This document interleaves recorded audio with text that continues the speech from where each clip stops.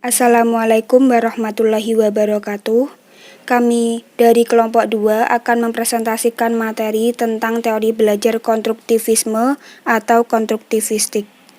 Kepada yang terhormat Ibu Erawati Dwi Lestari MU selaku dosen mata kuliah teori belajar membaca, izinkan kami dari kelompok 2 untuk memulai presentasi. Saya selaku moderator akan memperkenalkan anggota-anggota dari kelompok 2. Saya Nadila Karisma Putri dan rekan saya Neha Prakosa Dwinanda dan Velia Wafik Nur Azizah. Mari kita menuju ke materi. Di sini saya akan menjelaskan tentang yang pertama, pengertian konstruktivisme, yang kedua, tujuan teori belajar konstruktivisme, yang ketiga, langkah-langkah teori belajar konstruktivisme, yang keempat, keunggulan teori belajar konstruktivisme, yang kelima, penerapan teori belajar konstruktivisme. Pengertian konstruktivisme. Konstruktivisme adalah teori belajar mengedepankan kegiatan menciptakan serta membangun dari suatu yang telah dipelajari. Pengertian teori konstruktivisme menurut para ahli. Yang pertama, menurut Hill, yaitu menciptakan suatu makna dari yang sudah dipelajari seseorang. Yang kedua, menurut Carly dan Margareta, yaitu proses belajar adanya konflik kognitif, sehingga akhirnya pengetahuan dibangun sendiri peserta didik lewat pengalaman interaksi dengan lingkungan. Yang ketiga, menurut Samsul Hadi, yaitu upaya membangun tata susunan hidup budaya modern.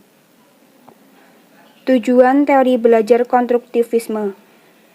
Yang pertama, membantu peserta didik memahami isi materi pembelajaran. Yang kedua, mengasah kemampuan peserta didik selalu bertanya mencari solusi atas pertanyaan. Yang ketiga, meningkatkan pemahaman peserta didik terhadap konsep secara komprehensif. Yang keempat, mendorong peserta didik menjadi pemikir aktif. Kemudian, materi-materi selanjutnya akan diteruskan oleh rekan-rekan saya. Poin yang ketiga ada langkah-langkah teori belajar konstruktivisme. 1. Dengan memberikan pertanyaan bersifat clickbait dengan maksud bisa memancing peserta didik tentang suatu pokok bahasan.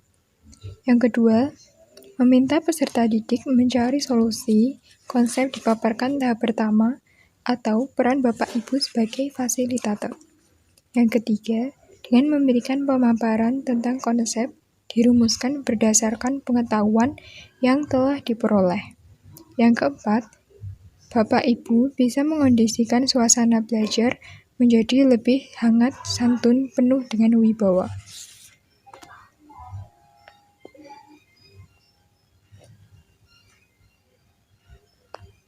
Yang keempat, ada keunggulan teori dari belajar konstruktivisme. 1. Menuntut keaktifan peserta didik menemukan pengetahuan berdasarkan kematangan kognitifnya.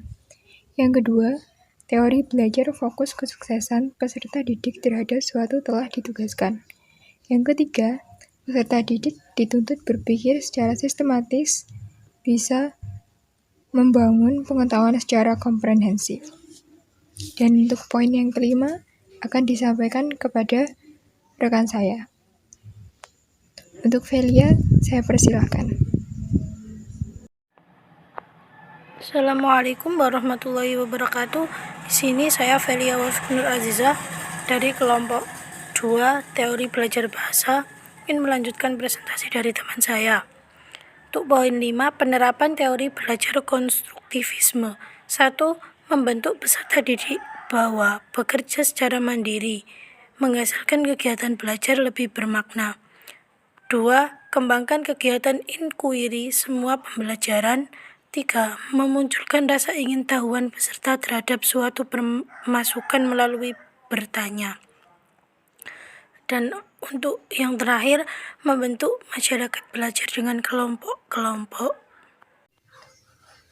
Sekian presentasi dari kelompok kami mengenai teori belajar konstruktivisme. Bila ada kekurangan maupun kelebihan dari penjelasan yang kami sampaikan mengenai teori belajar konstruktivisme, kami minta maaf yang sebesar-besarnya.